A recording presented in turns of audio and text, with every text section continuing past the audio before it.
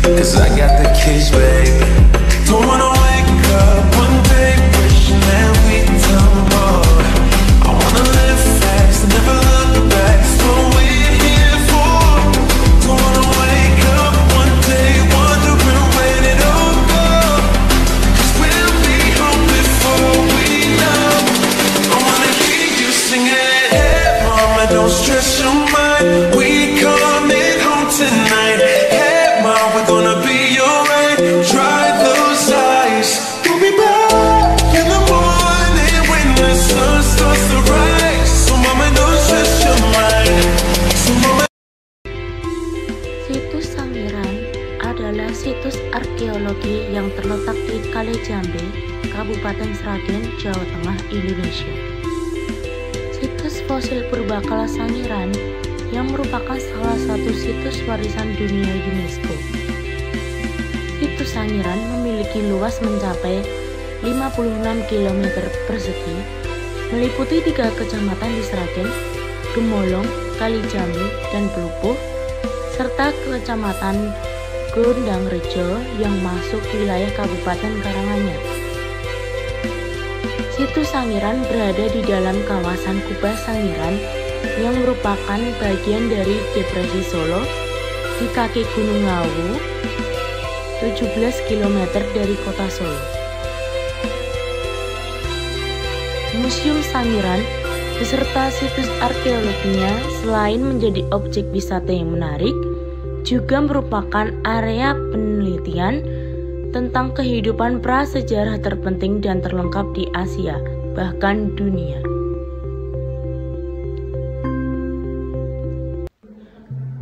Di museum inilah pertama kalinya ditemukan fosil rahang bawah Pithecanthropus erectus.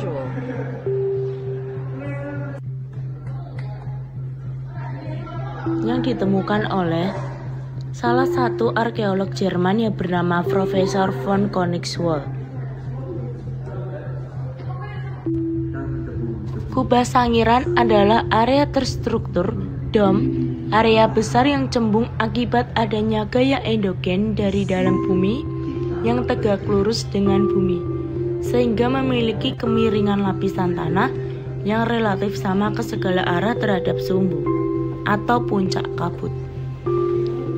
Pada zaman dahulu, sekitar 2 juta tahun yang lalu, daerah Sangiran merupakan cekungan pengendapan bagian dari Depresi Solo. Depresi Solo terbentuk akibat aktivitas tumbukan lempeng tektonik berubah gaya tekan yang relatif berarah utara-selatan. Kubah Sangiran dapat terbentuk karena satu, tektonik.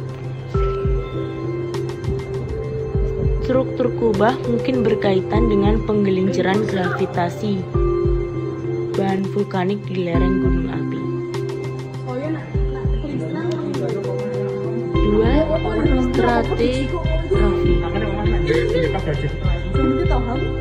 Berdasarkan studi literatur yang telah dilakukan, formasi yang membentuk kawasan Sangiran merupakan rangkaian proses pengendapan shin-orogenik dan post-orogenik.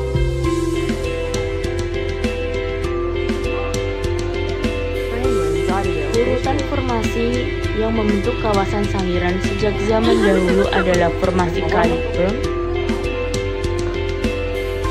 Pucangan, Kabu, dan Notopuro. A. Pembentukan Kalibreng. Lempung abu-abu dicirikan oleh fosil gastropoda dan gastropoda yang menunjukkan bahwa pengendapan terjadi di lingkungan laut dangkal. B. Formasi Pucangan. Formasi ini terletak di atas formasi Kalibreng. Formasi ini tersusun atas breksi vulkanik yang berasal dari endapan lahar bawah dan tersusun oleh batu lempung hitam. Formasi Notopuro. Formasi ini disebut juga lapisan lahar atas, terbentuk akibat aktivitas vulkanik vulkanisme yang ada di sekitar kawasan tersebut. Endapan minyak vulkanik. Endapan ini ditemukan di sebuah bukit kecil. Litologi di sebuah bukit kecil. Litologi Mount Vulcano sendiri sangat beragam. Di lokasi tersebut banyak ditemukan potongan batuan metamorf, sedimen, dan magmatik. Endapan undak. Sedimen ini terdapat di sekitar berangkal, terdiri dari aglomerat, batu pasir, napal, dan andesit yang mengandung fosil vertebrata. Fosil yang ditemukan di sini diduga merupakan hasil pengendapan berulang oleh lapisan yang lebih tua. Pada tahun 1977, sebuah museum bernama Museum Prasejarah Sangiran didirikan di situs arkeologi Sangiran. Sebelum berdirinya Museum Prasejarah Sangiran, semua fosil disimpan di rumah Kepala Desa Kurikiran, saat itu Toto Marsono. Pendirian Museum Sangiran diawali dengan penelitian yang dilakukan di tahun 1860. Pada tahun 1964, Smuling melakukan survei permukaan tanah dan menemukan fosil vertebrata di Kalioso. Selain itu, Herbert dan Van Nema pada tahun 1896 dijelaskan secara rinci kondisi geologi di wilayah Sangiran. Hasilnya kemudian ditransmisikan dengan dibolis pada tahun 1907 dengan melakukan survei permukaan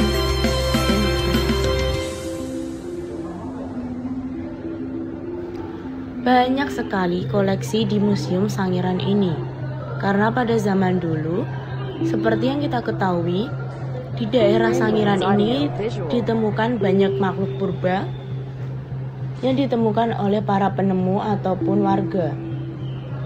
Koleksi di Museum Sangiran ini dapat meliputi fosil manusia purba, fosil binatang bertulang belakang, fosil binatang laut dan air tawar, fosil batuan, dan lain sebagainya. Adapun fasilitas yang disediakan oleh pengelola Museum Purbakala Sangiran yaitu gerbang utama, pusat informasi, perpustakaan, ruang pameran, ruang laboratorium, ruang pertemuan, ruang penyimpanan fosil, ruang audiovisual, wisma tamu, musola, toilet, kios, selasar, gazebo, parkiran, dan kantor. Museum Sangiran memperoleh koleksi dengan dua cara, yaitu observasi dan wawancara, di mana cara ini dianggap efisien oleh para pegawai museum. Cara paling mudah yaitu dengan wawancara atau mendekati warga sekitar, karena dengan cara itu museum dengan mudah mendapat banyak fosil. Selain itu ada alasan lain yang lebih mendalam, yaitu para masyarakat Sangiran lebih mengerti kondisi sekitar. Tentunya tidak mudah untuk mendekati masyarakat secara langsung, tetapi terdapat cara yang tepat untuk mendekati masyarakat, yaitu dengan cara bermitra berbagi hasil, yang dimana para masyarakat yang terjun untuk menggali dan mendapatkan imbalan. Tetapi bukan itu saja, melainkan ada dorongan lain, yaitu masyarakat ingin mengerti dan mengetahui benda-benda budaya yang memiliki arti yang masih belum diketahui dan yang masih terkubur di dalam tanah yang dalam, yang dimana tujuan ini juga sama dengan tujuan peneliti. Keaslian koleksi Museum Sangiran sudah tidak diragukan lagi, karena di Museum Sangiran banyak dan komplit, dimulai dari fosil manusia, hewan, dan tumbuhan. Selain itu, perkakas dan alat budaya zaman purba juga masih utuh. Menurut Bapak Supanto mengenai keaslian koleksi Museum Sangiran, semua fosil hewan adalah asli dan belum banyak mendapat sentuhan perubahan. Jadi fosil hewan rata-rata masih utuh, asli, dan persis seperti hewan yang ditemukan. Namun untuk fosil manusia purba sebagian besar masih berupa tiruan atau replika. Untuk fosil manusia purba yang asli masih dikaji dan diteliti untuk keperluan ilmu pengetahuan, sehingga untuk rata-rata keaslian fosil hewan dan manusia lebih banyak fosil hewan yang asli. Museum Sangiran memberikan banyak dampak, salah satunya yaitu di bidang pariwisata. Ada beberapa jenis kegiatan wisata di daerah ini, mulai dari wisata museum dan desa wisata pengrajin batu. Pengembangan kawasan wisata Sangiran memberikan pengaruh terhadap desa Kerikilan, baik dilihat dari aspek fisik, aspek ekonomi maupun aspek sosial masyarakat. Bahkan dapat disimpulkan bahwa objek Museum Purba Sangiran memiliki peluang yang cukup besar untuk dikembangkan karena memiliki potensi wisata yang unik. Di sebalik itu juga ada faktor yang mempengaruhi jumlah pengunjung ke objek wisata Museum Sangiran, antara lain biaya transportasi, fasilitas yang disediakan Museum Sangiran, waktu luang, pendapatan per bulan, jarak dan nilai sejarah dari Museum Sangiran. Bulunya banyak.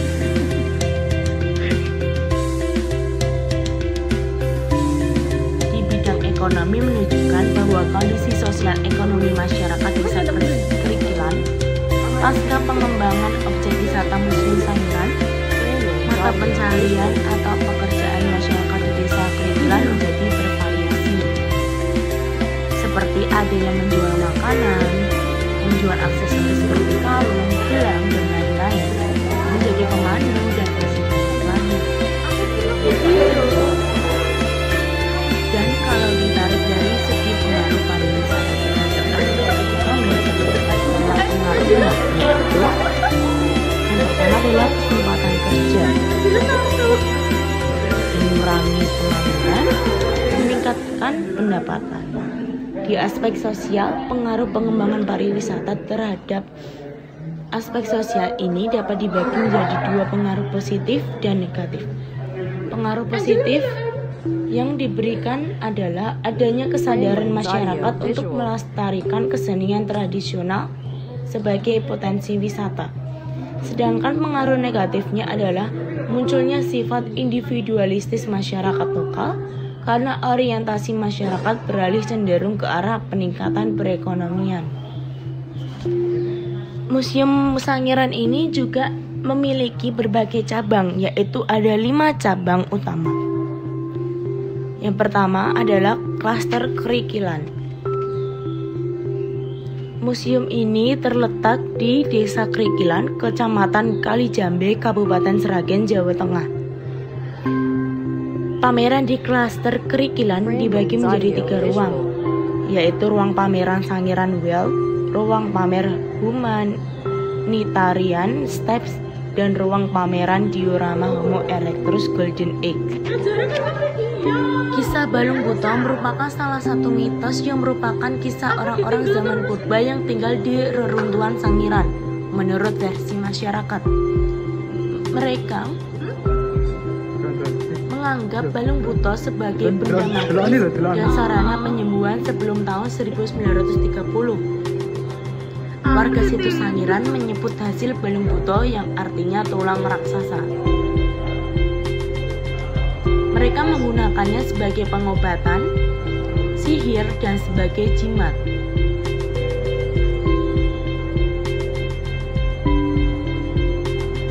Mitos Balung Buto menjadi perhatian publik dan dianggap sebagai kisah pertempuran antara Raden Bandung dan sekelompok raksasa yang dipimpin oleh